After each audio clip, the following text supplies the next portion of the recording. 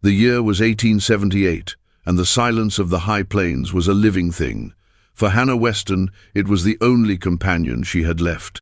It filled the small cabin her husband had built with his own hands, seeping into the log walls and the cold floorboards. It sat with her at the rough-hewn table, a constant, heavy presence where Arthur's laughter used to be. Grief, she had learned, was not a fleeting storm but a permanent season, a long winter of the soul that had frozen her heart solid. Her days were etched into a stark and unchanging routine, a bulwark against the tide of memory that threatened to pull her under. She rose before the sun painted the eastern sky in shades of bruised purple and soft rose, her movements economical and practiced. She fed the 2 chickens that were her only livestock, their clucking a brief, welcome disruption to the quiet. She tended the small, fenced-in garden where stubborn rows of beans and potatoes fought the arid soil, their green tenacity, a reproach to her own weary resignation. Every task was a prayer whispered to a God she was no longer sure she believed in, a plea for the day to pass without incident, without thought.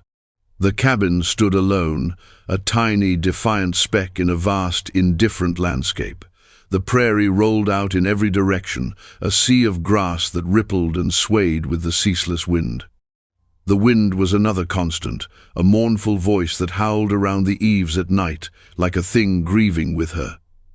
In the distance, the jagged peaks of the mountains clawed at the sky, their stony faces impassive and ancient.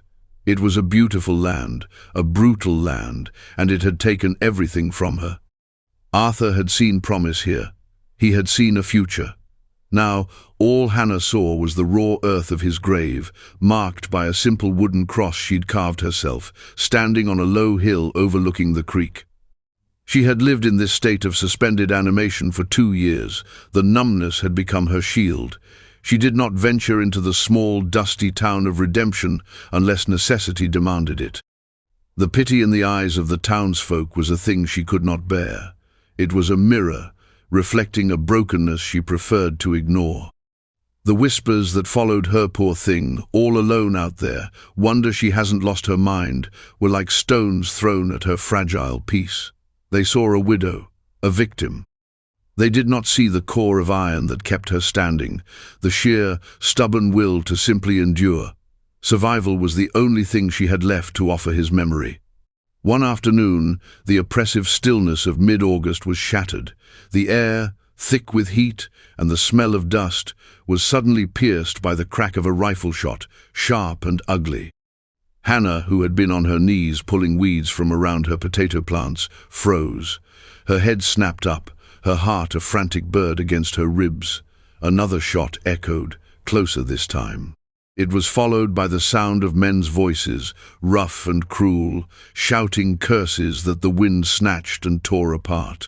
She scrambled to her feet, wiping dirt from her worn dress with a trembling hand, and peered over the top of her split-rail fence. 2 riders were thundering across the prairie, their horses kicking up plumes of dust. They were white men, dressed in the filthy, trail-worn clothes of drifters or bounty hunters. And they were chasing something, or someone. Then she saw him, a boy, no older than 10, running with the desperate, stumbling gait of pure terror. He was Cheyenne, his dark hair flying behind him, his small body straining with the effort. He glanced back, and in that fleeting moment, Hannah saw the whites of his eyes, wide with a fear so profound it stole her breath. He was just a child. The men were closing the distance, laughing as they spurred their horses on. It was not a pursuit, it was a game to them, a cruel sport. The boy's strength was failing. He tripped, his small form pitching forward into the tall grass not 50 yards from her fence line. He lay still for a moment, a wounded animal trying to disappear into the earth. Something inside Hannah, something long dormant and frozen over, cracked. It was not a thought, it was an instinct, primal and fierce. The image of the boy's terrified face superimposed itself over a fading memory of another child, one she had dreamed of but never held. The stasis that had governed her life for 2 years shattered into 1,000 pieces. She moved without conscious decision, her body propelled by a force she did not recognize as her own. She unlatched the garden gate and ran, her worn boots sinking into the dry soil. "Leave him be," she shouted, her voice raw from disuse. It was thinner than she'd intended, a reed against the vastness of the plains, but it carried. The two men reined in their horses, surprised by her sudden appearance. They were hard-faced and unshaven, their eyes small and mean. The taller one, with a scar that cut through his left eyebrow, spat a stream of tobacco juice near her feet. "Well now, Garrett," he said to his companion, a sneer twisting his lips. "Look what we got here. A little prairie hen getting all ruffled." Garrett, a heavier man with a bloated, red face, chuckled. "Mind your own business, lady. We got dealings with this here whelp." "He's on my land," Hannah said, positioning herself between them and the spot where the boy was hiding in the grass. Her heart hammered against her ribs, but her voice was steadier now. The fear was real, a cold knot in her stomach, but it was overshadowed by a white-hot surge of protective fury. "And I'm telling you to leave him alone." The scarred man, who seemed to be the leader, dismounted slowly. His movements were lazy, arrogant. He walked towards her, his spurs jingling a deathly little song. "Your land? This is God's country, ma'am, and that thing in the grass ain't human enough to deserve a claim to any of it. He's the son of that murdering chief, Vokin. Might be worth something. Now step aside." His name was Amos. She would learn it later, but in that moment he was just the embodiment of a casual evil she had only ever read about. Hannah stood her ground. She could feel the boy's fear radiating from the grass behind her, a palpable wave of desperation. She was all he had. "No," she said. The word was small, but it was absolute. It was a wall. Amos's eyes narrowed. The pretense of civility, thin as it was, vanished. "I ain't gonna ask you again." He took another step, reaching a grimy hand out to shove her aside. And then the world exploded. Garrett, still on his horse, had grown impatient. He drew his pistol. There was a deafening bang, a flash of fire and smoke. Hannah felt a searing, unbelievable pain blossom in her left shoulder, as if a hot poker had been driven clean through her. The force of it threw her back a step. She gasped, a choked, wet sound, her hand flying to the wound. It came away slick and dark with her own blood. Through a haze of shock and agony, she saw Amos's stunned face turn towards his partner. "What in the hell did you do that for?" "She wouldn't move," Garrett yelled, his voice shrill. Another bang. A second bullet struck her, this one lower, in the ribs on her right side. A new, deeper agony ripped through her. Her legs buckled. The sky, a brilliant, merciless blue, tilted and spun. Her breath came in ragged, shallow bursts. As she fell, her last conscious thought was of the boy. She had tried. She had stood between. The darkness that claimed her was absolute, a silent, starless void. Consciousness returned not as a gentle dawn, but as a splintered, painful reality. The first thing she registered was pain, a deep, throbbing fire in her shoulder and side that pulsed with every beat of her heart. The second was the smell. It was not the familiar scent of her own cabin, of dried herbs and wood smoke. This was different. The pungent, clean aroma of sage, the earthy smell of leather, and the unfamiliar scent of cooking meat. Hannah forced her eyelids open. They felt impossibly heavy, caked with grit and sleep. The light was dim, filtered through what looked like a translucent animal hide. She was not in her bed. She was lying on a soft pile of buffalo robes inside a structure of poles and skins, a tipi. The realization sent a jolt of alarm through her, a weak current that was quickly overwhelmed by the searing pain of her injuries. She tried to push herself up, but a fresh wave of agony racked her body, and she fell back with a groan that was little more than a whisper of air. "Shh! Do not move." The voice was female, low and soothing. Hannah turned her head, a slow, painful effort. A Cheyenne woman knelt beside her, her face a mask of calm concentration. Her hair was woven into two long braids, and her hands were stained with herbs. She held a small clay bowl. This must be Mesa, the healer, though Hannah did not know her name then. Mesa dipped her fingers into the bowl and gently applied a cool, fragrant poultice to the burning skin around Hannah's shoulder wound. The relief was immediate, a small mercy in a sea of pain. Beyond the woman, other faces swam in the dim light, shadows and figures. She saw the stoic, unreadable expression of a man who carried himself with immense authority. His face was a landscape of deep lines, his eyes dark and piercing. This was the chief, Awoke, and next to him, peeking from behind his father's leg, was the boy, Honyahaka. He looked at her not with fear, but with a wide-eyed solemnity that seemed too old for his small face. Guilt and awe warred in his gaze. Fear, cold and sharp, tried to find purchase in Hannah's heart. She was alone, grievously wounded, and in the camp of the very people the men who shot her had called murderers. The town of Redemption was full of stories, dark tales of Cheyenne raids and savagery, but the hands tending to her were gentle. The eyes watching her were not hostile, but filled with a quiet, intense curiosity. The reality of her situation clashed violently with the fictions she had been taught to believe. Days bled into one another in a feverish haze. Her world shrank to the confines of the teepee, to the rhythmic cycle of pain, sleep, and the healer's gentle ministrations. Mesa was a constant presence, her quiet competence, a steadying anchor. She spoke little English, but her actions communicated more than words ever could. She cleaned Hannah's wounds, fed her warm, nourishing broth, and gave her bitter tea that eased the fire of the fever and pulled her into a deep, healing sleep. During her lucid moments, Hannah watched the life of the camp unfold through the open flap of the teepee.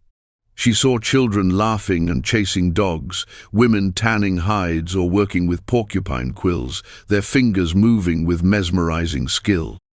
She heard the low murmur of a language she did not understand, the nicker of horses, the crackle of campfires. It was a world of profound community, of interwoven lives, so starkly different from her own suffocating solitude. The boy, Honyahaka, became her timid, devoted attendant. He would slip into the teepee and sit silently for hours, just watching her. He brought her things: a cool cup of water, a perfectly ripe wild plum, a feather of startling blue from a jay's wing. One day he pointed to himself. "Honyahaka," he said, his voice small. Then he pointed to her. Hannah's throat was dry. "Hannah," she rasped. He repeated it carefully. "Ha-na." He then touched his chest, and then hers, a gesture of connection. He pointed outside, mimicking the motion of her standing between him and the riders. He used a Cheyenne word she did not know, but then he found an English one, his brow furrowed in concentration. "You, good." Tears pricked at Hannah's eyes, hot and sharp. It was the first time anyone had offered her an assessment of her character, not her circumstance, in 2 years. It was a simple, profound declaration that undid a knot of loneliness deep inside her. As her strength slowly returned, the chief, Awoke, came to sit with her. He brought with him a younger warrior, Moketavato, whose English was more practiced. For a long time, the chief simply sat in silence, his gaze resting on her, thoughtful and heavy. The silence was not empty, like the one in her cabin. It was full of weight and consideration. Finally, he spoke in his own tongue, his voice a low, gravelly rumble. Moketavato translated. "He says his warriors were tracking the white men who stole horses. They heard the gunshots. When they arrived, the men were gone. They found you on the ground. His son was standing over you, holding a rock, trying to guard you." Hannah looked at Honyahaka, who stood near the entrance, and a wave of warmth spread through her chest, chasing away some of the chill that had lived there for so long. Awoke spoke again, his eyes meeting hers directly. "He asks why. You are not our people. You did not know the boy. Why did you stand for him?" Hannah thought for a long moment, the pain in her side a dull, constant reminder of her choice. How could she explain an act that had sprung not from reason, but from a place deeper than thought? They were going to hurt him, she said finally, her voice still weak. He was alone. No one should have to be alone when they are afraid. The words hung in the air, a simple truth that was the story of her own life. Moketavato translated. A flicker of understanding, of something that looked like respect, passed through Vokin's stoic features. He nodded slowly. He says you have the heart of a warrior, the translator continued. To stand against two men with guns, with no weapon of your own. You bled on your land to protect a son of the people. Our blood and your blood mingled in the dust.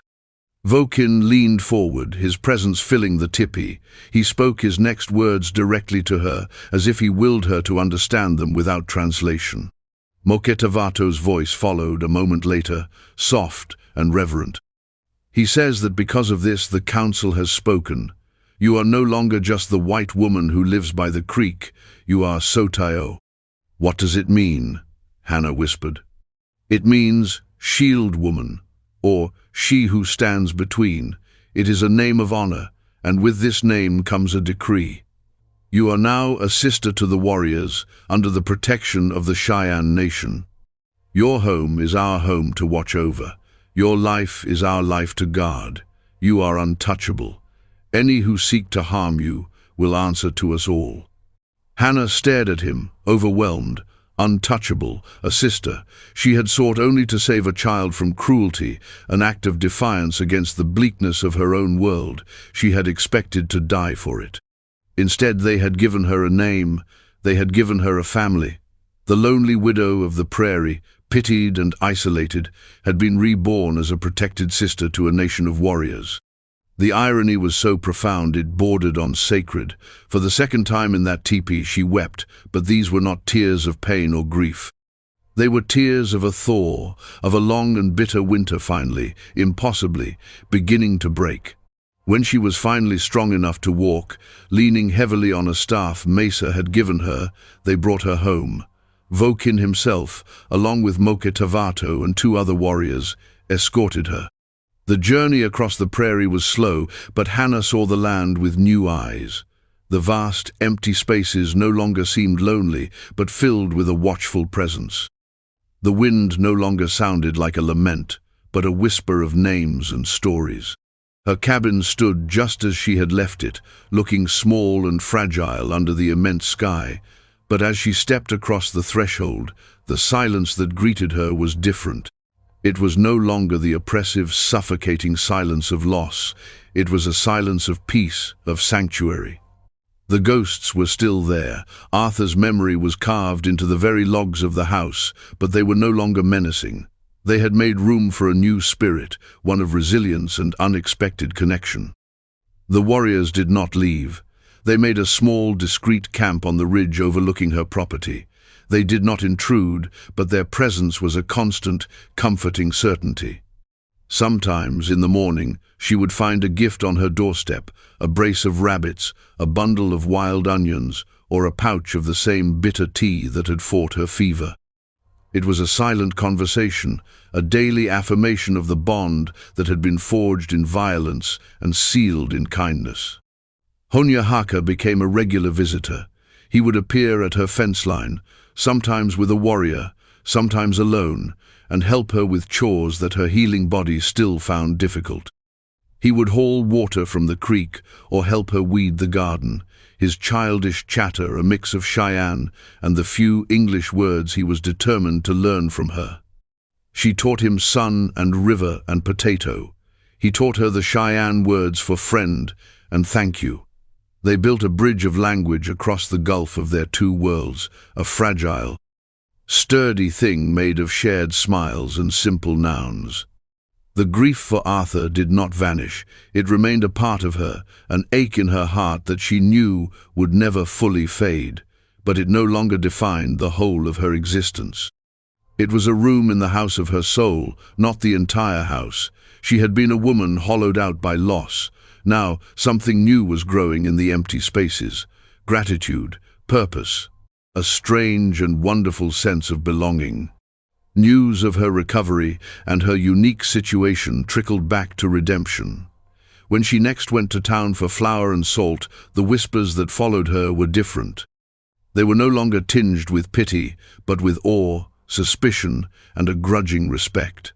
She was no longer just the poor widow Weston. She was the woman who lived under the protection of the Cheyenne. The woman they called untouchable. She ignored the stares, her back straighter than it had been in years. She had their judgment before, she could endure it now. Their opinions no longer had the power to wound her. Months passed. The searing heat of summer gave way to the crisp, golden light of autumn. Hannah's wounds healed into puckered scars, permanent reminders of the day her life had irrevocably changed. They were not ugly to her, they were a map of her survival, a testament to the fact that she had not hidden from life, but had stood her ground. One crisp afternoon, as she sat on her porch shelling beans, she saw two riders in the distance. Her heart gave a familiar jolt of alarm, but it was quickly tempered. She recognized the horses, the slumped, brutish postures of the men. It was Amos and Garrett Donovan. They were riding the edge of her property line, their intentions a dark cloud on the horizon. Perhaps they had come back to finish what they started, or perhaps they were merely testing the rumors they'd surely heard. Hannah did not move. She did not run for a weapon or hide in her cabin. She simply sat, her hands continuing their steady work, and watched them. Then, on the ridge to the north, a lone figure appeared, silhouetted against the afternoon sun. A Cheyenne warrior on his pinto, holding a lance. It was Moketavato. He did not shout or make a threatening gesture. He simply sat his horse and watched, a silent, unmovable sentinel. The two drifters saw him. They reined in their horses, their conversation an unheard murmur on the wind. They looked from the warrior on the ridge to the lone woman on the porch, a woman who was not afraid. They saw the cabin, the garden, the thin curl of smoke from the chimney. They saw not an easy target, but a fortress guarded by an unseen, unbreakable promise. Amos spat on the ground, a gesture of frustrated defeat. He tugged harshly on his reins, turning his horse, and he and his partner rode away, swallowed by the vastness of the prairie from which they had come. They did not look back. Hannah let out a breath she hadn't realized she was holding. She looked up at the ridge. Moketavato raised a hand in a slow, deliberate gesture of salute, of acknowledgement. Hannah raised her own in return. He was her brother. This was her home. She was Sotayo. She was the shield woman. And for the first time in a long, long time, she felt completely, utterly safe. The sun warmed her face, and the silence that surrounded her was filled not with sorrow, but with the profound and enduring peace of being exactly where she was meant to be.